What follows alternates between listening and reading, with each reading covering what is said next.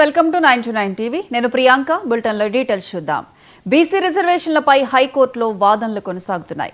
Petitioner తరపున advocate Vivek Reddy వాదనలు వినిపిస్తున్నారు. ఇక రిజర్వేషన్లు 50% దాటకూడదని సుప్రీంకోర్టు తీర్పు ఉందని గుర్తు చేశారు పిటిషనర్.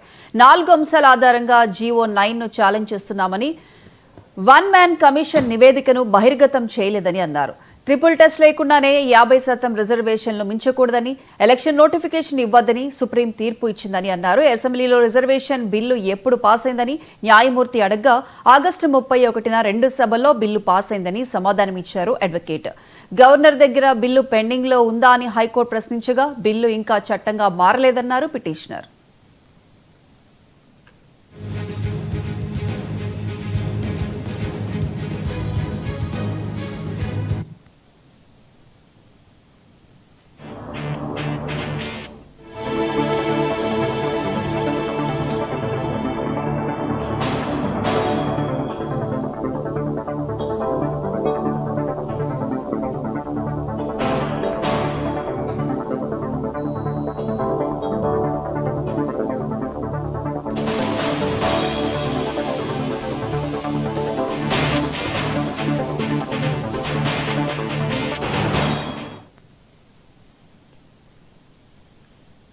బీసీ రిజర్వేషన్లపై హైకోర్టులో వాదనలు కొనసాగుతున్నాయి. పిటిషనర్ తరపున అడ్వకేట్ వివేక్ రెడ్డి వాదనలు వినిపిస్తున్నారు.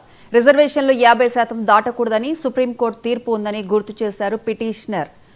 4 అంశాల ఆధారంగా జీవో 9ను ఛాలెంజ్ చేస్తున్నామని, వన్ మ్యాన్ కమిషన్ నివేదికను బహిర్గతం చేయలేదని అన్నారు. ఇక ట్రిపుల్ టెస్ట్ లేకుండానే 50% రిజర్వేషన్లు మించకూడదని, ఎలక్షన్ నోటిఫికేషన్ ఇవ్వద్దని సుప్రీం తీర్పు ఇచ్చిందన్నారు.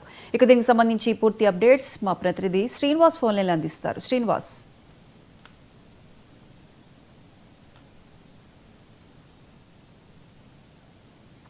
శ్రీనివాస్. ప్రియాంక రిపీట్. శ్రీనివాస్ చెప్పండి. అయితే రిజర్వేషన్ బిల్లుకి సంబంధించి కోర్టులో వాదనలు జరుగుతున్నాయి. దీనికి సంబంధించిన పూర్తి అప్డేట్స్ ఏంటి? ప్రియాంక, ఇక 42% బీసీల రిజర్వేషన్ విషయంలో తెలంగాణ ప్రభుత్వం విడుదల చేసిన 9 జీవో మీద ఇప్పటికే మరి మాధవ్ రెడ్డి అనే వ్యక్తి కోర్టును ఆశ్రయించడం కావచ్చు. సో హైకోర్టు కూడా ఈ రోజు మరి విచారణ చేస్తామని చెప్పడం కావచ్చు. ఓవరాల్ గా తెలంగాణ రాష్ట్ర వ్యాప్తంగా ఒక ఉత్కంఠత అయితే నెలకొందని చెప్పుకోవచ్చు. సో 12:30 గంటలకి 12:30కి మరి దీనికి సంబంధించిన 6 పిటిషన్లపై విచారణ జరుపుతామని ఈ రోజు ఉదయం హైకోర్టు తెలిపిన నేపథ్యంలో ఇక మరొకసారి కూడా హైకోర్టులో విచారణలు కొనసాగుతున్నాయి. సో 6 పిటిషన్లను విచారించిన తర్వాత మరి హైకోర్టు ఎలాంటి తీర్పు వెలువరుస్తుంది అనేది కూడా చూడాల్సి ఉంటుంది. అదే క్రమంలో మరి ఇక 9 జీవోకు వ్యతిరేకంగా మరొక 2 పిటిషన్లు కూడా హైకోర్టులో దాఖలయ్యాయి. హౌస్ మోషన్ పిటిషన్ వేయడంతో పాటు ఇక మరి బీసీలకు రిజర్వేషన్లు 42% ఇవ్వాల్సిందేనంటూ కూడా ఓవరాల్ గా మరొక మరి ప్రభుత్వం తరఫున కూడా 3 పిటిషన్లు వేయడం కావచ్చు. సో ఓవరాల్ గా మొత్తం 6 పిటిషన్లను విచారించేందుకు హైకోర్టు మధ్యాహ్నం 12:30కు విచారిస్తామని చెప్పిన నేపథ్యంలో ఇప్పుడు హైకోర్టులో విచారణ కొనసాగుతున్నాయి. సో మొత్తానికి తెలంగాణ రాష్ట్ర వ్యాప్తంగా మరి ఒకవైపు ఎన్నికల షెడ్యూల్ కూడా విడుదలైంది. స్థానిక సంస్థల ఎన్నికల రిజర్వేషన్లు కూడా మరి ప్రభుత్వం ఖరారు చేసింది. ఈ నేపథ్యంలో సో తెలంగాణ రాష్ట్ర వ్యాప్తంగా మరి హైకోర్టులో కేసు 9 జీవోపై కూడా మరి కేసు విచారణ జరుగుతున్న నేపథ్యంలో ఒక ఆసక్తి అయితే నెలకొందని చెప్పుకోవచ్చు. ఆశావాహులంతా కూడా ఇప్పటికే తమ ప్రయత్నాల్లో ఉంటున్నారు. తర్వాత ఎన్నికల్లో పోటీ చేసే విషయంలో కావచ్చు. సో మొత్తానికి ఎన్నికల సందడి అయితే మొదలైందని చెప్పుకోవచ్చు.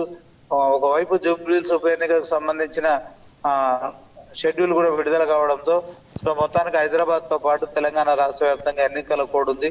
ఈ నేపథ్యంలో హైకోర్టు ఎలాంటి తీర్పు వెలువరుస్తుందని రాష్ట్ర వ్యాప్తంగా ఆసక్తి అయితే నెలకొందని చెప్పుకోవచ్చు. ఒకవైపు మరి 42% బీసీల రిజర్వేషన్లు ఇచ్చి తీరుతామని కాంగ్రెస్ చెప్తున్నప్పటికీ హైకోర్టు ఎలాంటి తీర్పు వెలువరుస్తుంది అనేది మాత్రం ఆసక్తిగా మారిందని చెప్పుకోవచ్చు. ప్రియాంక. శ్రీనివాస్, ఒకవేళ హైకోర్టు కనుక జీవో 9ను రద్దు చేసే అవకాశం కనుక ఉంటే నెక్స్ట్ ప్రభుత్వం తరపు నుంచి ఎటువంటి స్టెప్ పడే అవకాశం ఉంది? ఖచ్చితంగా ఇంకా తీర్పు వచ్చిన తర్వాతనే మనం మాట్లాడుకోగలుగుతాం.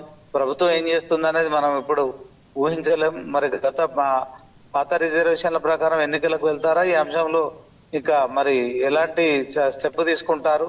సో దీంట్లో మరి చాలా టెక్నికల్ అంశాలు ఉన్నాయి, న్యాయపరమైన విషయాలు ఉన్నాయి కనుక మరి ఒకవైపు సుప్రీంకోర్టులో కూడా 50% రిజర్వేషన్లు మించరాదనే ఒక తీర్పు ఉన్న నేపథ్యంలో ఓవరాల్ గా ఈ 42% బీసీలకు రిజర్వేషన్లు ఎలా అమలు అవుతాయని చెప్పి కూడా చర్చ జరుగుతున్న నేపథ్యంలో పార్టీ పరంగా 42% బీసీలకు రిజర్వేషన్లు ఇచ్చే ఆలోచన కూడా మరి కాంగ్రెస్ పార్టీలో ఉన్నట్టు కూడా తెలుస్తోంది. సో మొత్తానికి ప్రభుత్వం ఎలాంటి నిర్ణయం తీసుకుంటుంది, సో హైకోర్టు తీర్పు ఎలా వస్తుంది అనేది మాత్రం ఇప్పుడే ఎక్స్పెక్ట్ చేయలేము కనుక సో ఖచ్చితంగా తీర్పు వెలువడిన తర్వాత మిగతా విషయాలన్నీ మనకు తెలుస్తాయి. ఇప్పటికే మంత్రులు పొన్నం ప్రభాకర్ కావచ్చు, అగిడి శ్రీహరి కావచ్చు, టిపిసిసి అధ్యక్షులు మహేష్ కుమార్ గౌడ్ అందరూ కూడా హైకోర్టు దగ్గరకు చేరుకున్నారు.